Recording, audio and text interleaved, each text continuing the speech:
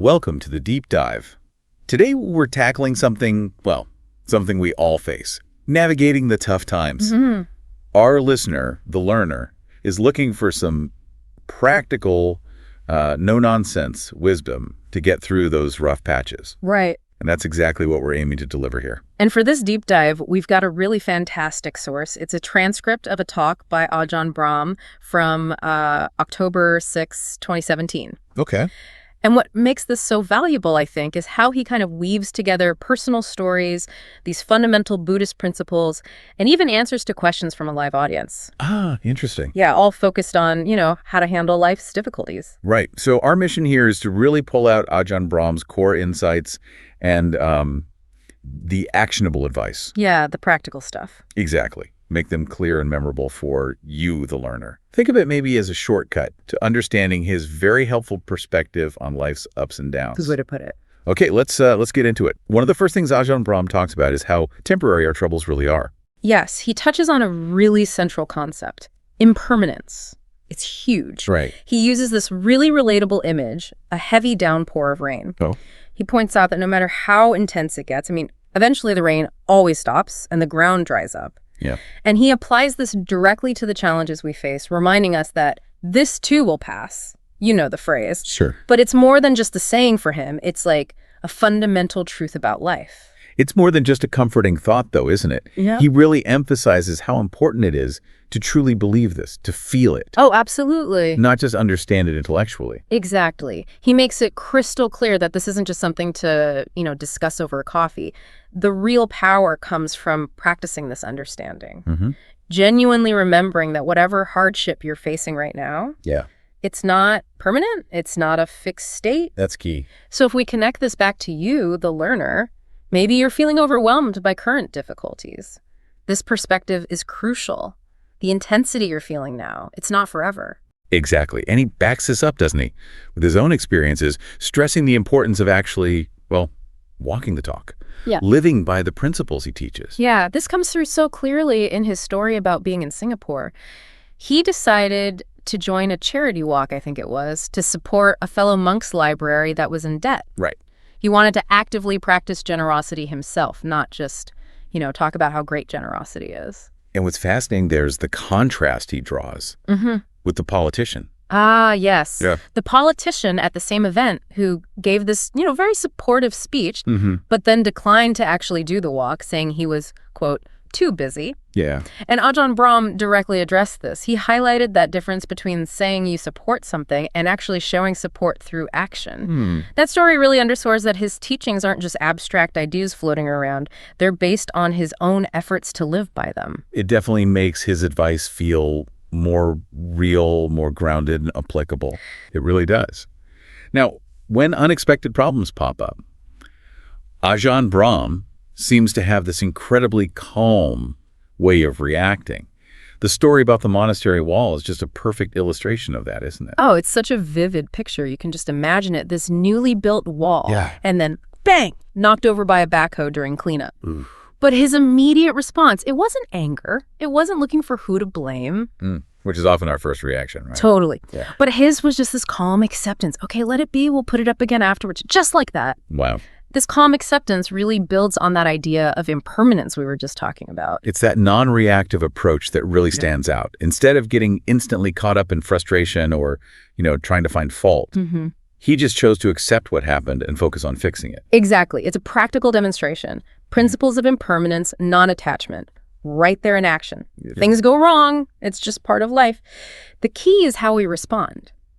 Do we make the situation worse with anger and blame? Or do we approach it with a calm, problem-solving attitude? This story gives us a really tangible example for when those unexpected hurdles come our way. Now, for a story that's a bit more unusual, maybe, there's the one about the dog poop. Yes. It's certainly not something you forget easily. No, it's quite memorable, isn't it? The image of, stepping in dog poo and then deliberately putting it under fruit trees as fertilizer. It's certainly striking. It is. But the metaphor he draws from it is just so powerful. He uses this to show how difficulties, negative experiences, things we initially find really unpleasant. Right, like dog poo. Exactly. How they can actually be transformed into something beneficial, something like wisdom or compassion if we approach them in the right way. So it's another way of not getting stuck in that initial yuck reaction. Precisely. And instead looking for potential. It's actually quite similar to his reaction to the fallen wall, isn't it? Yeah, that's a good point. So it's about reframing how we see challenges, looking for potential growth where we might initially only see, well, negativity or just mess. Precisely. It connects to the idea of finding unexpected value in tough situations. Just as the poo nourishes the tree, our struggles can, with the right mindset, nourish our personal growth. He also shares a very insightful teaching from his own master about how pointless blame is. Okay. And he uses a rather graphic analogy to make his point. Yes, that one. His master compared blaming someone for a problem to scratching an itch on your head when the itch is actually on your backside. Right. The message is just crystal clear. Blaming someone else doesn't solve the real problem. No. And it often just creates more issues down the line. It's such a simple, maybe slightly crude but profound way to illustrate how unproductive blame can be. Totally. We might feel a momentary release, pointing fingers. That little hit of, it wasn't me. Exactly. But it doesn't actually deal with the underlying issue at all. And often, as Ajahn Brahm points out, it can lead to further complications, resentment, defensiveness in the person being blamed, all that stuff. So for you, the learner, if you sometimes find yourself looking for fault when things go wrong, this is a really valuable reminder. Shift the focus towards finding solutions, not assigning blame. Absolutely. And on the flip side of blame, maybe, is taking responsibility. The embarrassing hammer story is both funny and really makes you think. It is. It's great. Ajahn Brahm's story about, scolding the monks because someone left a hammer out to rust, only to realize, oh, wait, he was the one who had done it. Oops. It's just a wonderful example of humility and the importance of owning our mistakes. Yes. Humility starts right there, recognizing your own flaws, even the embarrassing ones. It fosters connection, learning, not blame. It's so relatable, though, isn't it? Because we've all had those moments where we've been quick to judge. Oh, definitely. Only to realize, maybe I was the one who made the mistake here. Absolutely. And his willingness to share this kind of embarrassing moment makes him even more approachable, I think. It reinforces the idea that everyone, even, respected spiritual teachers, everyone makes mistakes. The key is to acknowledge them, learn from them. And maybe laugh about them later. And not take ourselves too seriously. Which leads perfectly into another key aspect of his teachings, the importance of laughter and joy. Yes. Even when things are difficult. Especially then, maybe. The stories about him misinterpreting the father-daughter duo as a married couple and his experiences on that late-night radio show, they really highlight this. He emphasizes not taking oneself too seriously and finding the humor in the often, frankly, absurd nature of life. He makes a really strong connection between laughter and our well-being, too, doesn't he? Yeah. Mentioning how it helps release stress. Boost the immune system, yeah. Can even boost our immune system. And fundamentally, he sees laughter as a way to bring us back to the present moment.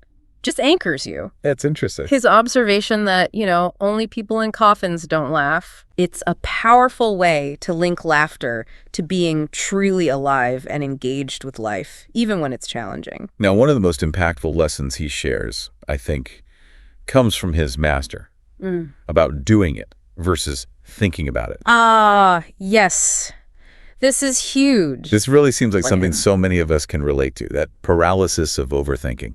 It's such a powerful reframe. His master's analogy, pushing a wheelbarrow, is the easy part. Right. It's the mental burden, the thinking about pushing it. That's the hard part. It's incredibly insightful. Yeah. Overthinking paralyzes, action liberates. That mental weight is often heavier than the actual task itself. It really is. So just take a small step, break the cycle. And Ajahn Brahm applies this to so many areas of life, community work, public speaking. Even facing death, he mentions. Even facing death, it's profound. It's almost like we can get so caught up in worrying and overanalyzing a difficult situation that we become completely unable to actually take any action. Exactly. Total paralysis. And this lesson offers a way out. By focusing on the act of doing, even a tiny step, we can often bypass that overwhelming anxiety that comes from just churning things over and over in our minds. Okay. So for you, the learner, if you tend towards overthinking, And many of us do. Hmm. This is a crucial reminder. Sometimes you just need to take action, even small action, and see what happens rather than getting stuck in endless contemplation. Makes a lot of sense. Finally, he addresses some specific challenges that were raised by the audience in this talk, offering some very practical advice. Yeah, he gets into the nitty-gritty. Let's start with what to do when we act under the influence of what he calls defilements. And just to clarify, when he talks about defilements, he's referring to those negative mental states, right? Like anger, greed, anxiety. Exactly, the things that cloud our judgment. So what's his advice there? Well, his main advice is essentially don't beat yourself up about it.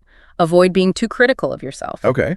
He suggests that self-criticism actually just keeps the cycle going. It feeds the negativity. Right. Adds another layer. Precisely.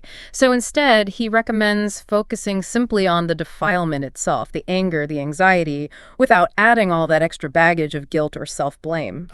He uses the example of being anxious about being anxious. That second layer is often worse than the first. That's very true. And he also introduces the idea of adjusting our expectations, doesn't he? As a way to bridge the gap between where we are and where we feel we should be. Yes, he uses this visual, like, imagine where you are now compared to where you think you should be, maybe spiritually, maybe in your career, whatever. Okay. And he suggests that if we can't immediately leap to that ideal, maybe we can adjust our expectations slightly, lower the bar a bit, so that our current reality feels more acceptable, less like a constant source of disappointment or failure. That's interesting. Lessen the gap. Another audience member asked about dealing with unhelpful rumination, those repetitive negative thoughts that just loop and loop in your head. Yeah, the mental hamster wheel.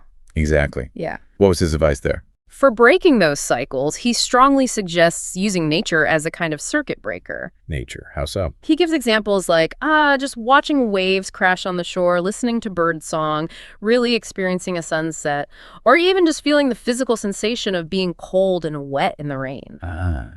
The goal is to ground yourself firmly in the present moment through your physical senses. Get out of your head and into your body. So it's about interrupting that mental loop by really engaging with the physical world around us, paying attention to something else. Precisely. By shifting our attention to the tangible realities of nature or just our immediate physical sensations, we can often disrupt those abstract and repetitive, unhelpful patterns of rumination. Got it. Lastly, he tackled the tricky situation of dealing with anger or negativity directed at us by others. Yeah, that's a tough one. His advice was quite direct, as I recall. It was. His first piece of advice is pretty straightforward. If you can, just walk away. Remove yourself from the situation. Sometimes the simplest solution. Often is. But if that's not possible, he suggests listening, really listening, but without reacting defensively to whatever the person is saying. Okay, that's hard. It is hard. And importantly, after they've finished venting their anger, he recommends offering a 1-minute period of silence. Silence. Yeah, just silence for them to reflect on their own behavior. That moment of silent reflection. That seems like a really powerful tool in that kind of heated situation. It is, potentially. Yeah. Ajahn Brahm explains that by not immediately reacting, by not getting defensive or firing back, Right. you give the other person a chance, a space, to maybe become aware of their own actions and the impact of their anger. It creates this little window for self-reflection that might be completely lost if you just get drawn straight into an argument. That makes a lot of sense. So for you, the learner, we've really dug into some incredibly valuable insights from Ajahn Brahm here today. We really have. We've explored how temporary difficulties are, that this too will pass idea, the importance of living authentically, walking the talk, Responding calmly to setbacks, like the wall. finding growth even in unpleasant experiences, that memorable dog poo principle, Can't forget that one. The futility of blame, scratching the wrong itch. the value of owning our mistakes, like the hammer story, the power of laughter and joy. And that liberating insight of doing it instead of just endlessly thinking about it. Yeah. And we've also covered his practical guidance on dealing with negative mental states within ourselves, that unhelpful rumination. And how to handle negativity coming from others. It's a truly rich set of wisdom. It really is. So consider this, the learner.